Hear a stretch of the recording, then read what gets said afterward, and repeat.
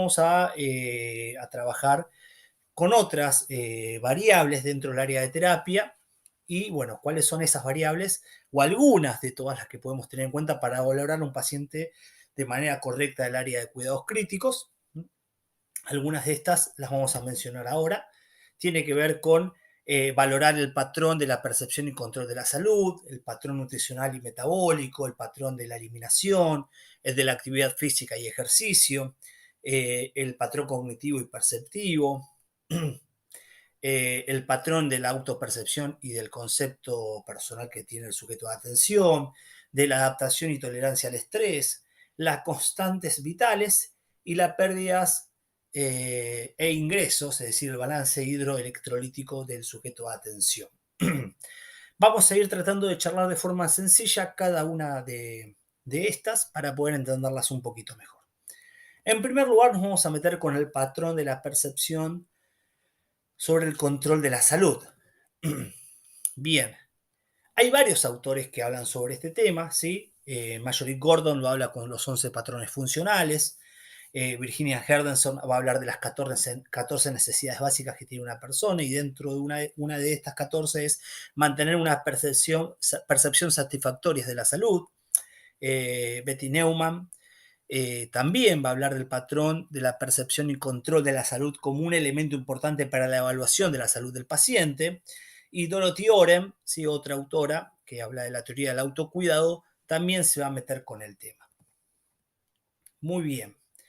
¿Qué vamos a decir sobre el tema? Bueno, en primer lugar, vamos a hablar de la evaluación de la percepción de la salud. Si el enfermero debe preguntar al paciente acerca de cómo percibe su salud, incluyendo si considera, en el caso de que pueda comunicarse y dialogar con el sujeto de atención, ¿no?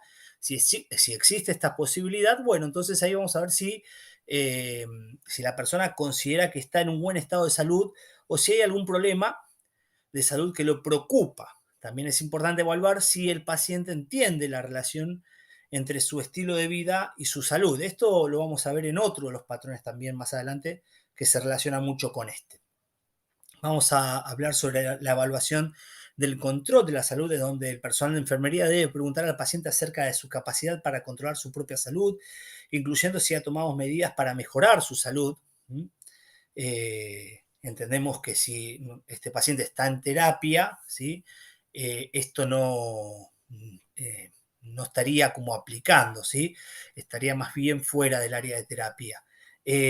No obstante, ¿sí? Es importante, bueno, poder transmitir estos valores para lo que va a ser el post-recuperatorio del paciente cuando sale de terapia, ¿sí? Y no sea cosa que tenga una recaída. Y la identificación de los factores que afectan la percepción y el control de su salud.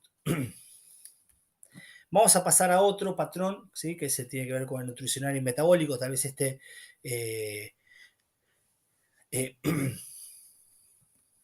bien.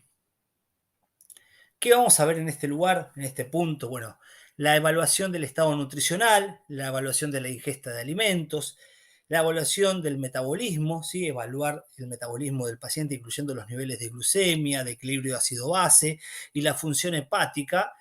Y también es importante evaluar las necesidades de suplementos nutricionales y las vitaminas, ¿sí? Esto es en cuanto a la ingesta de alimentos de la persona.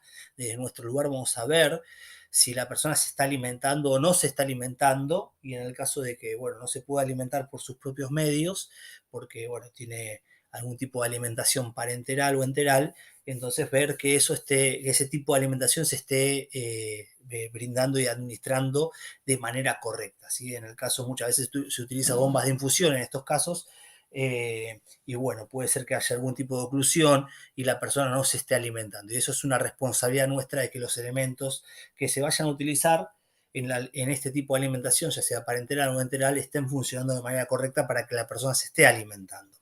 Por eso, en el cuarto punto se habla de la identificación de las barreras para la nutrición adecuada, ¿sí? Donde nosotros tenemos que percibir o darnos cuenta, ¿sí?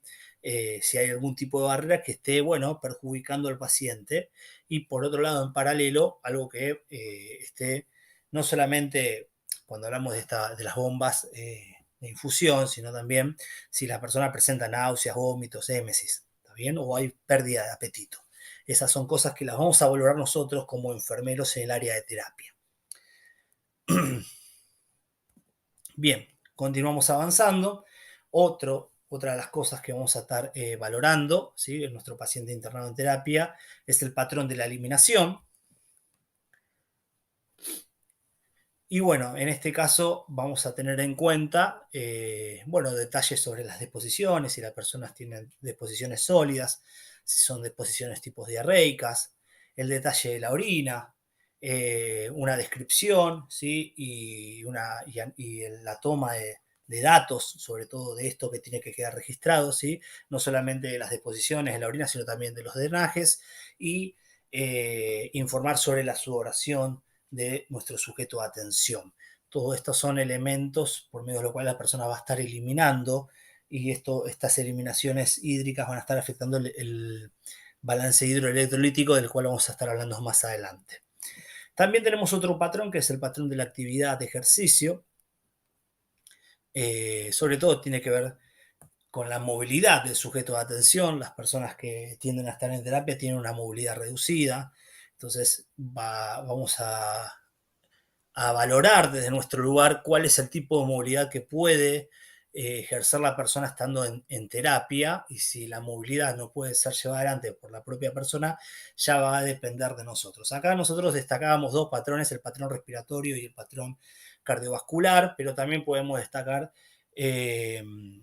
bueno, dentro del cardiovascular vamos a ver la formación de edemas, y esta formación de edemas también puede perjudicar la integridad cutánea de la persona. Entonces esa movilidad va a estar brindándose por parte del personal de enfermería para evitar que aparezcan las úlceras por presión. Entonces la valoración nuestra sobre la integridad cutánea va a ser súper importante, porque las personas que están en terapia, que están entubados, que están sedados, tienden a tener una mayor facilidad de formar úlceras por presión.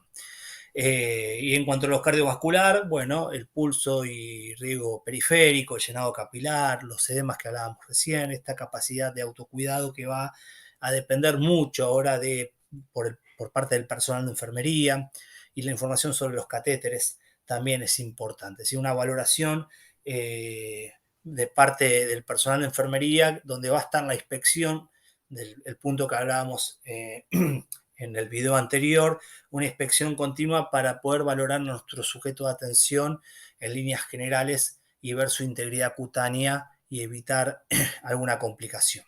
En cuanto al patrón respiratorio, vamos a hablar de ruidos respiratorios, tos, secreciones, el soporte ventilatorio, la ventilación mecánica, drenajes torácicos, son importantes. Acá creo que sí destacamos, sobre todo en cuanto al patrón respiratorio, la asistencia respiratoria mecánica, y hablábamos de la ventilación mecánica, del estado de las vías aéreas y de la oxigenación. ¿Sí?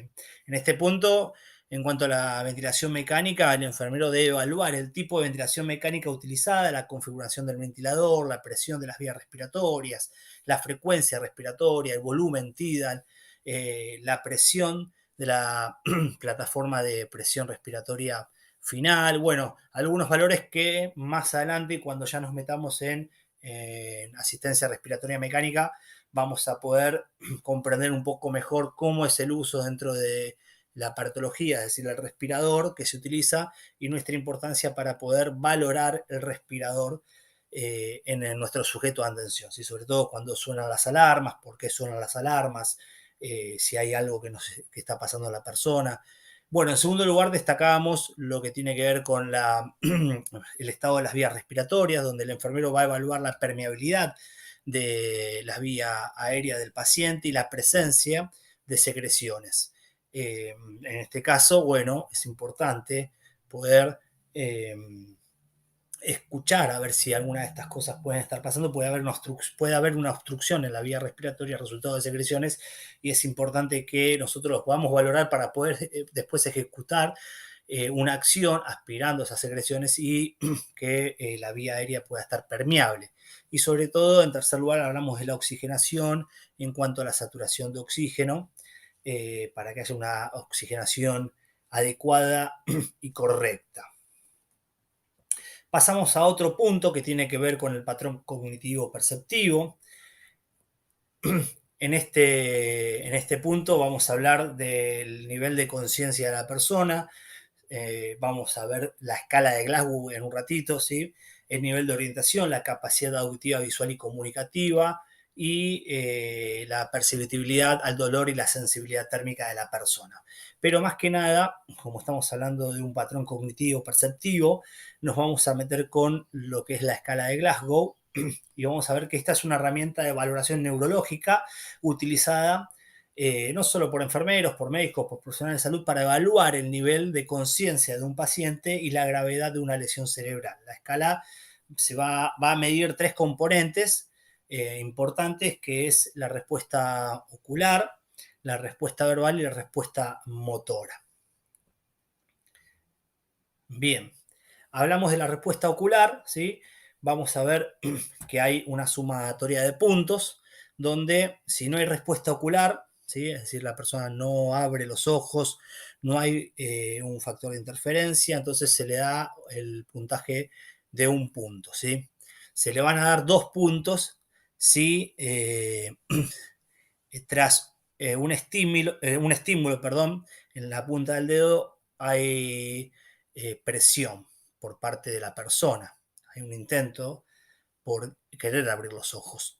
3 puntos si al sonido, es decir, por ejemplo, uno le dice se encuentra bien, tras decirlo, la persona emite algún tipo de respuesta, ¿sí?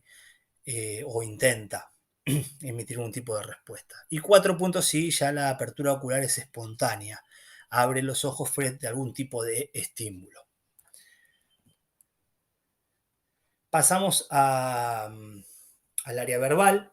En este caso, si la persona no oye la respuesta, no hay factor de interferencia, entonces no se le va a dar un punto. Si en cuanto a lo verbal hay algún tipo de sonido, puede ser gemidos o quejidos, 2 puntos.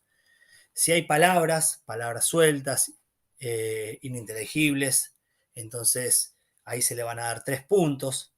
Si hay una comunicación confusa, ¿sí? Que no está orientada, que no es coherente, entonces 4 puntos.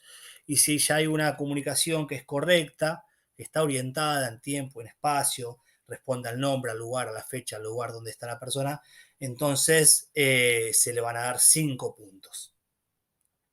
En tercer lugar, tenemos ya la parte motora, ¿sí?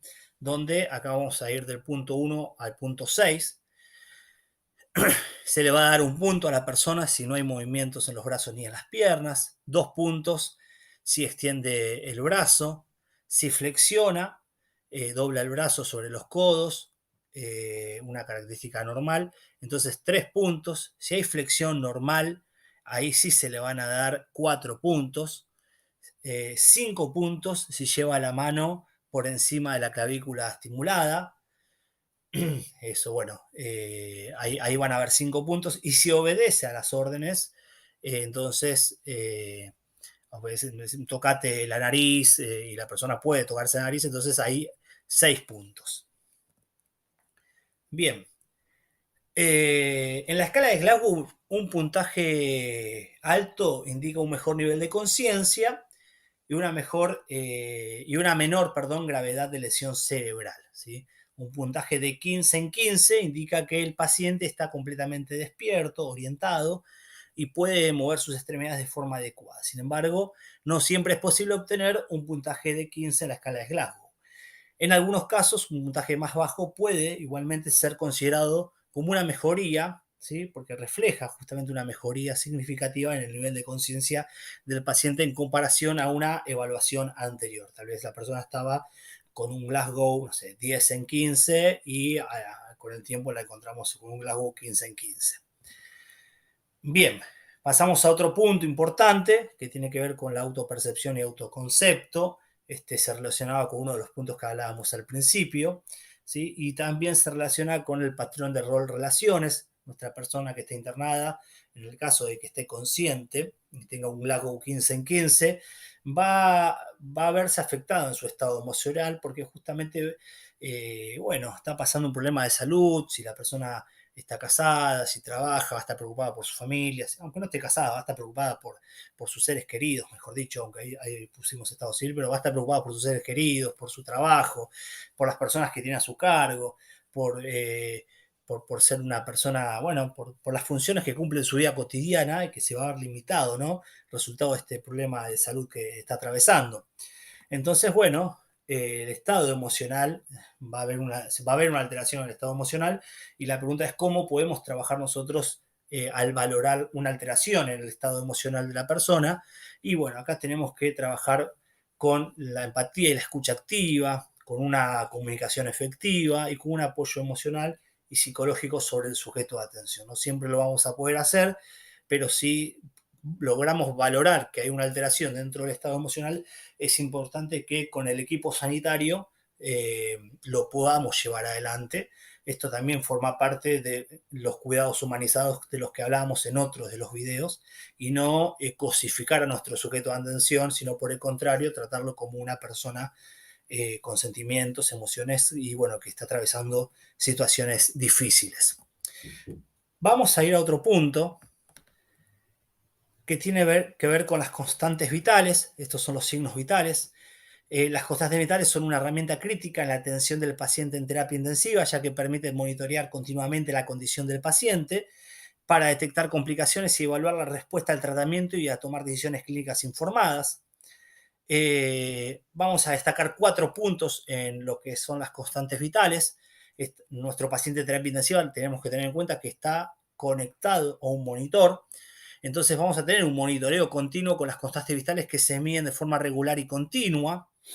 En segundo lugar, vamos a hablar de una que es importante este monitoreo porque nos permite tener una detección temprana de complicaciones. ¿Sí? Este monitoreo que nos brinda las constantes vitales de forma continua nos permite detectar si, bueno, si la persona está atravesando una hipotensión, una hipertensión, una hipoxemia, una hipoxia, una taquicardia, si está con un estado febril y nosotros podemos verlo reflejado algún tipo de estas alteraciones en el monitor. En tercer lugar, ¿sí? Esto nos permite también obtener una evaluación de la respuesta al tratamiento. ¿Sí? Las constantes vitales pueden utilizarse para evaluar las respuestas del paciente al tratamiento, a ver si está mejorando o no está mejorando, si el medicamento que le dimos generó algún tipo de alteración o no, etcétera, etcétera. En cuarto lugar, también nos permiten tener una guía para la toma de decisiones de manera correcta. Si los médicos y los enfermos pueden utilizar estas constantes como guía para determinar qué tratamiento es necesario y si es necesario ajustar el tratamiento actual o no. ¿Sí? En el caso de enfermería va a tener mucho que ver con las acciones independientes de enfermería que uno va a ejecutar fuera del equipo, el equipo médico. ¿Sí? Tiene mucho que ver con LANDA, NIC y NOC, intervenciones de enfermería de forma independiente. En último lugar, para ir cerrando, vamos a hablar de pérdidas e ingresos hidroelectrolíticos, es decir, el balance hidroelectrolítico en el paciente. Un tema muy importante que se refiere a la cantidad de agua y electrolitos que hay en el cuerpo en relación a la cantidad que se pierde y se reemplaza. El cuerpo humano está compuesto principalmente por agua, eso lo sabemos, ¿sí? Bueno, sabemos también que hay electrolitos, perdón, que son minerales que se encuentran en la sangre y en otros líquidos corporales, como el sodio, el potasio, el cloruro. Y bueno, son minerales importantes para mantener el equilibrio de agua en el organismo y para el correcto funcionamiento de los músculos y los nervios.